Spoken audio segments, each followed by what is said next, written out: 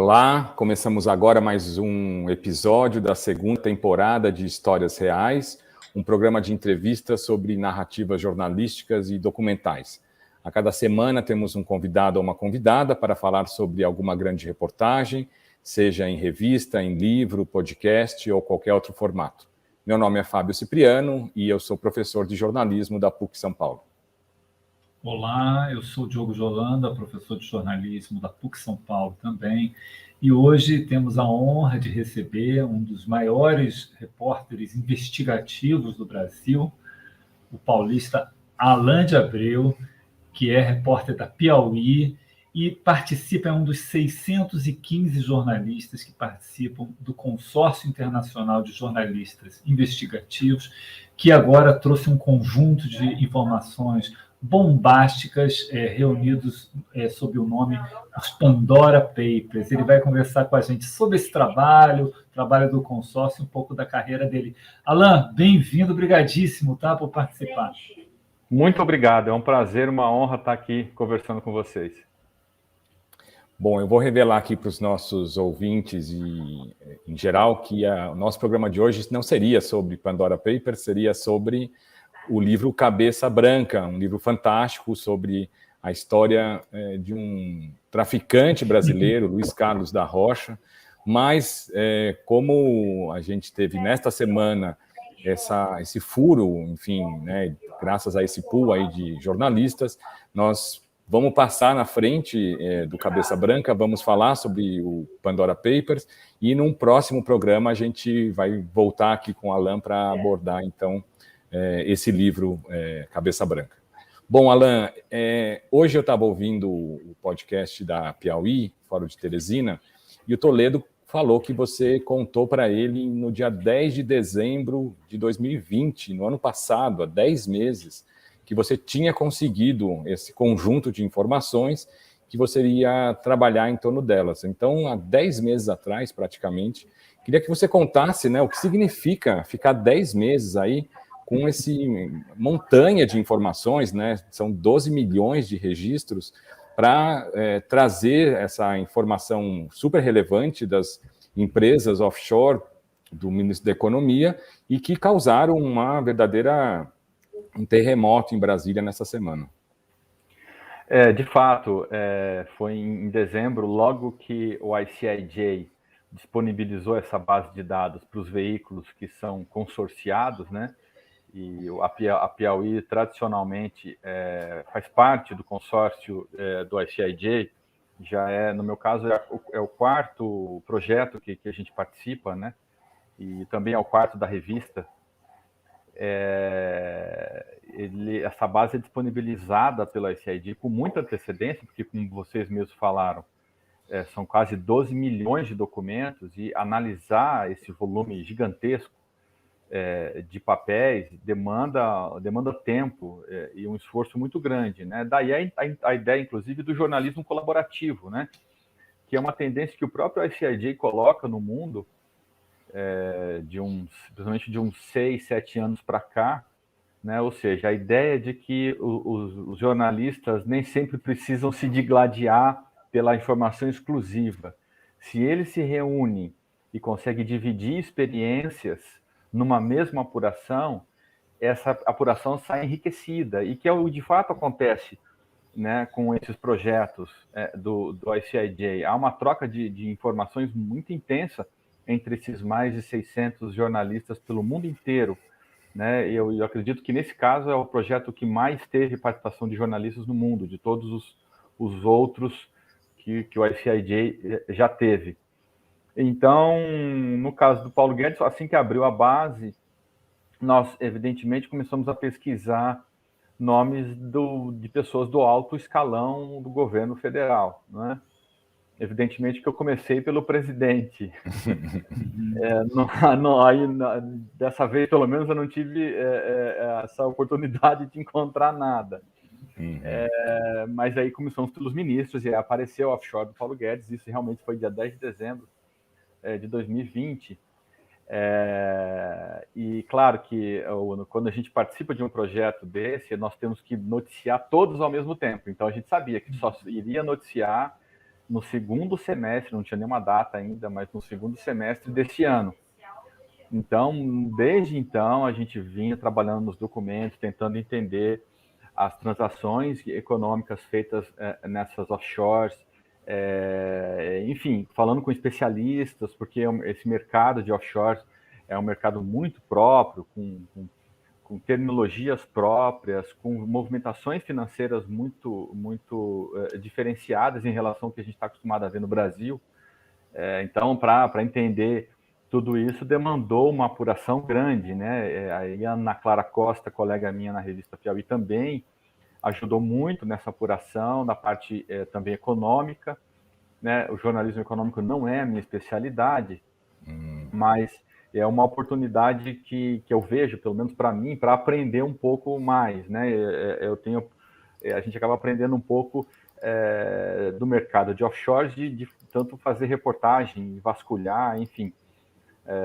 Além do Paulo Guedes, nós encontramos muitos outros personagens brasileiros na base de dados, né? Obviamente que muitos grandes empresários, muitos que declaram esse dinheiro lá fora, quer dizer, se a pessoa tem uma offshore e declara, é bom deixar isso bem claro, né, para todos.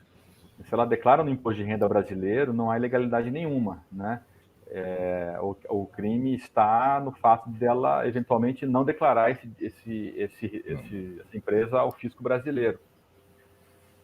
Então, enfim, nesses 11 meses, né, praticamente, foi de apuração. É claro que tive outras apurações paralelas de outras reportagens, né? Mas aí culminou, então, nesse caso lançado no domingo, né, a reportagem que mostra que o Paulo Guedes abriu uma offshore em 2014 nas Ilhas Virgens Britânicas, em sociedade com a esposa e a mulher Paula, e aportou nessa empresa 9 milhões e meio de dólares, né? E isso tem sido, claro, com a derrocada do dólar, ou do real, desculpa, no Brasil, a empresa tem aumentado o capital sem que se mexa no principal, né? Só com a desvalorização cambial a empresa cresce absurdamente, assim. E aí vem o conflito ético, né? Que a gente começou a apurar mais para o finzinho agora, né? Da apuração. Isso vem de agosto para cá. Né? A questão não é só questão legal, ainda que o Paulo Guedes declare essa empresa ao fisco brasileiro, ele incorre em um conflito ético muito sério, porque ele comanda a política econômica brasileira. Né? Então, o que ele decide no Brasil afeta o investimento dele lá fora. Isso é gravíssimo. Eu acredito que se fosse um país com instituições mais sólidas, países mais desenvolvidos, eu acredito que o Guedes já não seria mais ministro da Economia a essa altura. Eu acho que essa é a pergunta que se faz, né? Eu estava contando para a família esse caso, para algumas pessoas que não estavam ainda inteiradas. Mas o que houve com o Paulo Guedes? Né? Enfim, vai saber se alguma coisa vai acontecer. Né?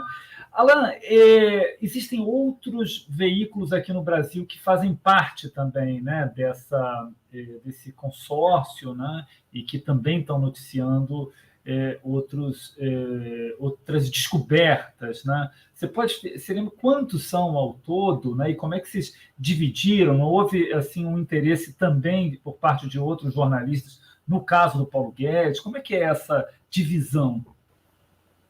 Normalmente tem outros veículos, assim como a Piauí, há outros veículos, né, no Brasil, inclusive, além da Piauí, o site Poder 360, a agência pública e o site Metrópolis. Todos fazem parte também do consórcio. E normalmente a divisão é qual veículo descobre as offshores. Né? Quem descobre primeiro geralmente fica com aquela matéria. Né? Claro, e todo mundo acompanha a apuração. Né? Nós compartilhamos informações entre nós, evidentemente, a ideia é não haver segredo entre os parceiros, né? Não há concorrência entre os parceiros, há colaboração. Então, nós fazemos uma divisão interna de quem pega cada offshore, cada história diferente. Isso normalmente é feito sem muito problema. Nesse caso, nesse episódio do Paulo Guedes, o Poder 360 também optou por fazer uma reportagem, né, sobre o mesmo assunto, o que difere um pouco da filosofia do próprio ICIJ, que é os jornais parceiros republicarem o material que cada um faz, né? Ou seja, a Piauí faria e caberia aos outros republicarem, assim como a Piauí também republicou material apurado pelos outros veículos parceiros, mas nesse caso o Poder 360 quebrou um pouco essa regra, e, enfim, e trouxe também esse caso do Paulo Guedes, mas assim, a informação quem descobriu de fato foi a revista Piauí, né, como a gente deixou até registrado, isso é fato. E há uma troca de informações muito grande, a gente tem uma plataforma criptografada, né, para evitar vazamento, e nessa plataforma a gente tem salas de reunião e a gente troca informação com os outros jornalistas do mundo inteiro, né. Pedimos informações para jornalistas americanos, se for o caso, enfim, europeus, e eles também nos demandam, né? A Lava Jato é algo, por exemplo, que naturalmente interessa muito a eles, então eles perguntam informações das ações penais contra os alvos da Lava Jato, que eles vão citar. Aconteceu isso, por exemplo, no Pandora Papers com a Suíça. A Suíça falou do Paulo Roberto Costa, que foi um dos protagonistas aí do caso Lava Jato, né, diretor da Petrobras, e aí eu apurei para eles também e repassei a eles isso. Quer dizer, então é uma colaboração mundial e agrega muito, eu acho, para a experiência jornalística.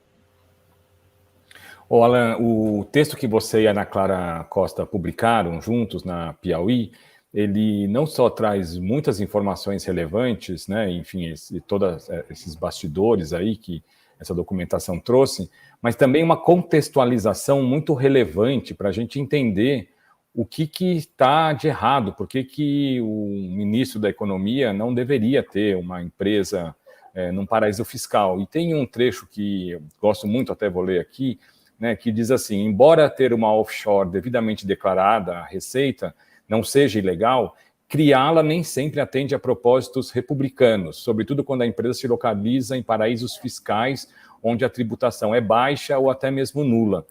Eu acho que essa é uma nova fase do jornalismo, né, onde o jornalista se sente mais à vontade para também, não é exatamente dar opinião, mas criar esse contexto onde talvez só a informação ela confundiria um pouco o leitor, porque, como no Estadão foi dito, né, é só um ruído essa história aí, etc. E você está mostrando claramente que não é um ruído, né? Claro, definitivamente não é. E você tem toda a razão, professor.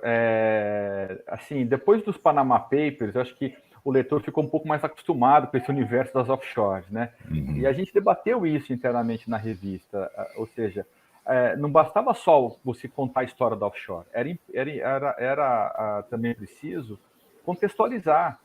Por que as pessoas abrem offshores e colocam dinheiro lá fora, né? Por que a elite brasileira tem esse costume, né? E isso também é revelador da nossa desigualdade social, né? O Brasil não tributa capital em offshore, né? Teve essa intenção de tributar na última reforma, agora que está em discussão no Congresso, mas isso foi retirado, obviamente por pressão de bancos, enfim, e talvez até do próprio Guedes, né? Ainda não se sabe ao certo. O Guedes, agora se sabe que ele podia também legislar em causa própria, né? E daí o conflito de interesse gigantesco, né? Então a gente queria contextualizar isso. Por que os ricos mantêm o seu capital fora do país, né? E não aqui? Né? Claro, porque a gente sabe por quê, porque a carga tributária brasileira é estratosférica, não é?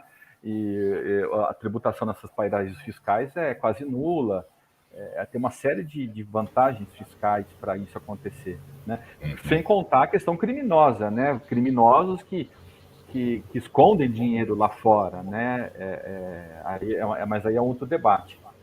Agora, na questão ética do Paulo Guedes, do Roberto Campos Neto, presidente do Banco Central, cabe à Comissão de Ética Pública, que é um órgão vinculado à presidência, avaliar conflitos éticos na gestão, né? Especialmente no mercado financeiro, né? Porque tanto o Guedes quanto o Campos Neto saíram do mercado financeiro e estão agora na gestão pública, né? Então, isso por si só já revela um leve conflito de interesses. Agora, se eles têm empresas lá fora investindo, atuando, e ao mesmo tempo em que dentro do Brasil eles comandam a política fiscal, monetária, cambial, obviamente é um conflito de interesses aí óbvio, né? Eu acho que o brasileiro entendeu isso, né? Com o Pandora Papers, né? Tanto que esse assunto ele reverberou muito durante esses últimos dias, por causa disso. O brasileiro entendeu, poxa, eu aqui passando necessidade, uma crise grave dentro do país, né? E as pessoas até lembraram aquela famosa foto no Rio de Janeiro de um homem procurando ossos, né? Uma foto chocante demais, né? E enquanto o nosso ministro tem lá quase 10 milhões de dólares rendendo lá fora, né? Então, assim, isso eu acho que a indignação cabe e o ministro tem que ser cobrado por isso, né? Até agora ele não convenceu nas suas declarações. Então, o Pandora Papers mostra mais uma vez a importância do papel da imprensa, em descobrir algo que as pessoas querem manter as escondidas, né? E cobrar as autoridades, eles têm que ser cobrados. Isso tem que ser feito com muita transparência da parte deles, o que não foi feito até agora. Como é que você está avaliando, Alan, a repercussão aí nesses dias, né? Você esperava mais? Você, em particular, foi procurado por assessores do ministro? Como é que tem sido esses dias seguintes a essa revelação? Sim, assim, em se tratando de Brasil, para ser bastante franco, em se tratando de Brasil, eu não acreditava que haveria uma reação muito forte das instituições. E como eu falei, se fosse um país de instituições mais sólidas, a reação seria imediata, ainda no próprio dia 3, quando isso veio a público, né? Então, assim, de certa maneira, eu não esperava que isso fosse acontecer no Brasil. Agora, o que me chama atenção é que até agora o Guedes só tergiversou, né? Ele não veio a público, não convocou os jornalistas numa coletiva e mostrou documentalmente que ele não tem mais participação na offshore, né? Que essa offshore não movimenta mais dinheiro, como ele alega, né? Agora, não basta a pessoa só dizer isso, ela precisa provar documentalmente. Até agora, essa prova não veio.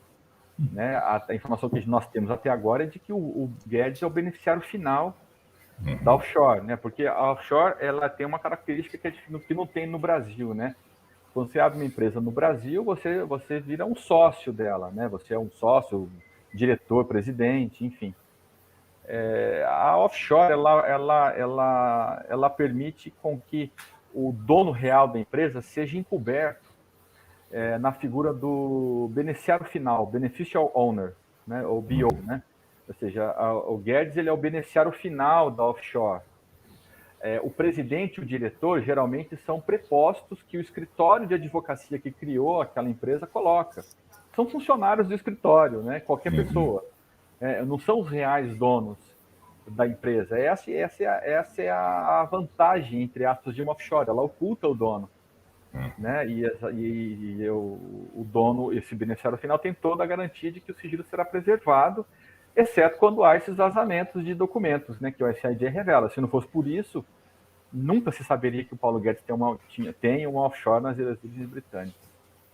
Agora, quando ele contrata um advogado criminalista como o Tiziano Figueiredo, lá de Brasília, de certa maneira ele já está acreditando, então, que isso vai para uma via penal. Exato, uma boa leitura, professor.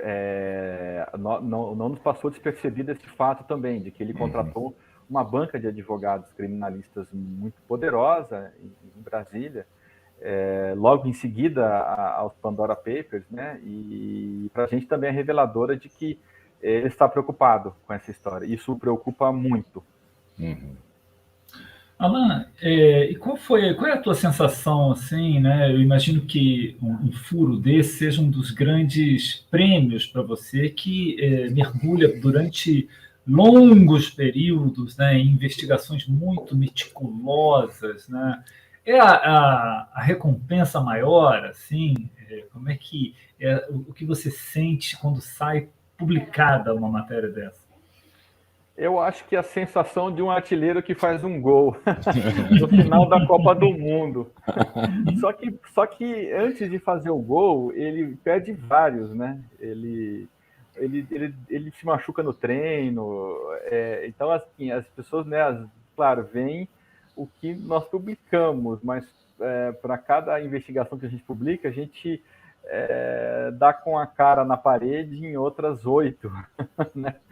Então, assim, esse tipo de jornalismo ele é meio ingrato nesse sentido, né? Nem tudo que a gente investiga, e isso demanda muito tempo, esforço, mas nem tudo é publicável, porque em boa parte dos casos não se chega a lugar algum, não se consegue comprovar nenhuma conduta ilícita, enfim. Então, nesse sentido, ele é muito ingrato, né? A gente tem que saber lidar um pouco com a frustração nessa atividade. Agora, Alan, quando o Glenn Greenwald esteve na PUC, numa semana de jornalismo, há 2 anos atrás, e era a época da Vaza Jato, ele disse que o futuro do jornalismo estava em vazamentos, de fato, porque era aí que a gente ia poder ter informações importantes sobre o poder, de certa maneira. Queria que você falasse um pouco, porque você está muito envolvido aí nesse vazamento agora, obviamente, mas nesse tipo de jornalismo, né, que é um jornalismo diferente, ou seja, uma apuração que dura quase 10 meses, ela era muito rara antigamente, né, e eu acho que só nos áudios tempos de grandes orçamentos que se podia ficar apurando tanto tempo um texto. Mas agora com esses vazamentos, né, o jornalismo ele se transformou um pouco. Você concorda com isso? De certa forma, concordo. Né? Quem coloca isso num primeiro momento, há cerca de 10 anos atrás, foi um jornalista, não diria um jornalista, mas aquele ativista, né, britânico, depois foi preso, me foge agora o nome dele. Julian Assange. Julian Assange, justamente. Eu acho que o Julian Assange coloca isso pela primeira vez naquele mega vazamento, né? De 2010, 2011, né? E depois o ICIJ começa a tornar esses projetos mais frequentes, né? Teve a Vaza Jato também, que teve uma importância grande, né? Para a gente conhecer a história brasileira, como foi, né?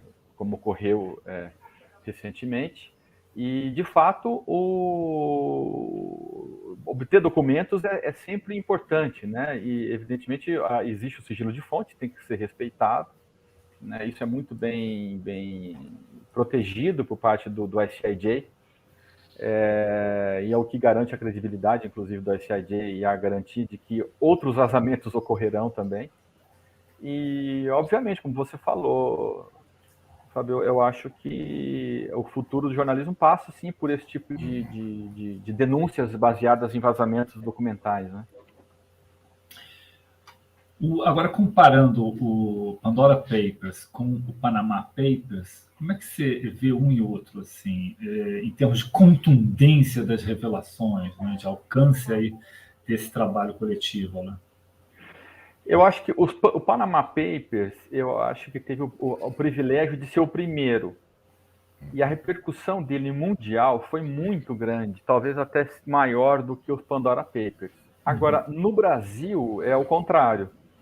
O Panama Papers não trouxe grandes revelações sobre brasileiros, de modo geral, exceto talvez no futebol. A gente vivia o FIFA Gate em 2016, né? Ainda estava muito no auge do FIFA Gate, e houve vazamentos de documentação importante mostrando aí que offshores em nome de cartolas, né, do futebol. Mas nenhum político de relevo, de peso, né? E o Pandora trouxe Paulo Guedes e Roberto Campos Neto, né? São as cabeças né, da administração da economia brasileira, né? E aí, então, eu acho que a repercussão não se compara no Brasil.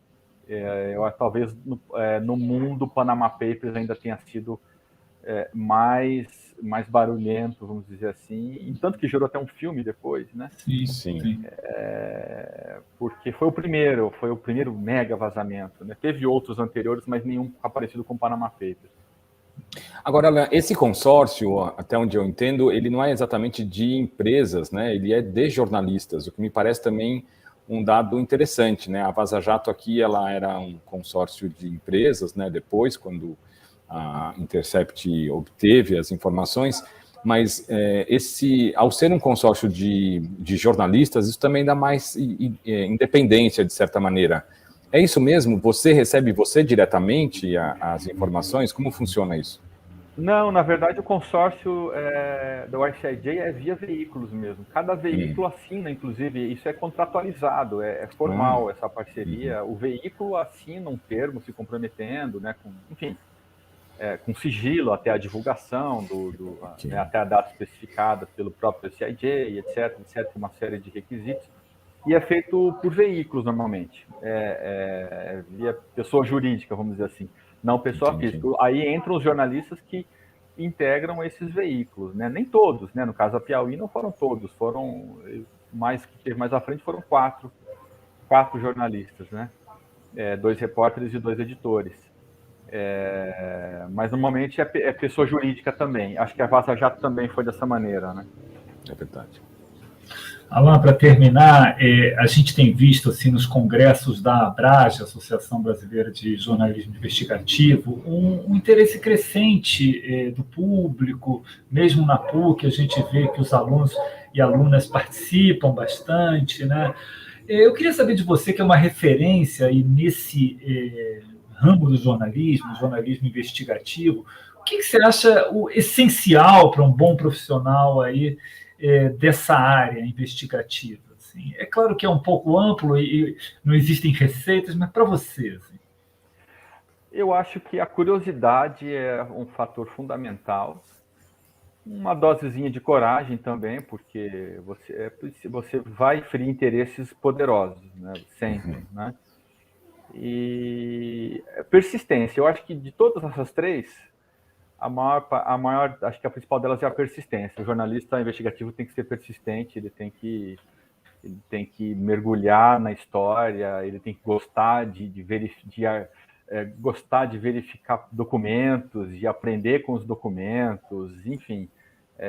Eu acho que a persistência é a principal dica que eu daria assim, para quem está começando. E, claro, não se começa já como jornalista investigativo, né? Antes é preciso participar do jornalismo, vamos dizer assim, cotidiano, né? Porque o jornalismo investigativo é algo muito próprio, né? Vamos dizer assim, uma prática avançada do jornalismo, né? E só a experiência que te dá, né? Mas eu vejo dessa maneira, a persistência é, acho que, o fundamental.